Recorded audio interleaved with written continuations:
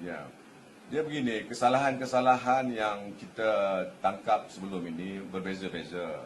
Ada yang bailable, ada yang tak boleh bail dan sebagainya.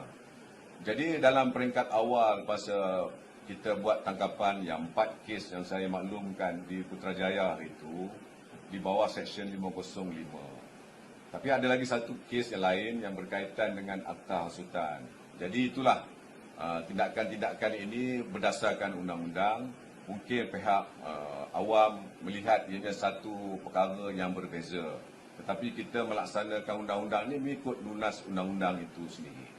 Walau bagaimanapun, saya memberi jaminan bahawa perkara sebegini adalah sesuatu yang lumrah dalam kita punya undang-undang dan kita akan laksanakannya di masa-masa yang akan mengikut keperluan-keperluan undang-undang itu sendiri.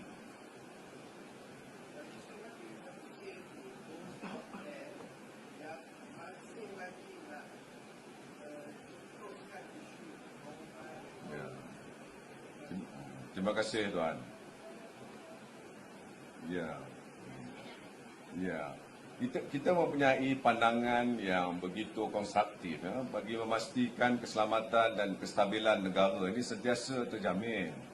Kita ni sebuah negara majmuk, agama, bangsa, begitu orang kata banyak dalam negara kita. Jadi sensitiviti ini perlu kita jaga dan saya menyeru kepada semua pihak yang terlibat, kalau boleh kita kurangkan komen-komen yang negatif, yang menyentuh sensitiviti agama, bangsa dan sebagainya.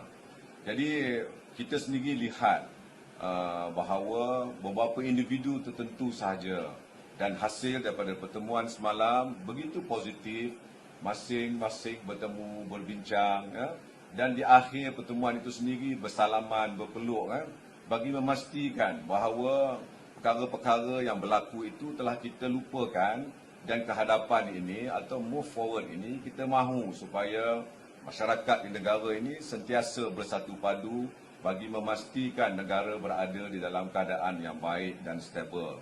Dan kita semua sedia maklum di peringkat global kita menghadapi daripada pelbagai ancaman dan kita lihat perubahan suhu di Timur Tengah dan sebagainya.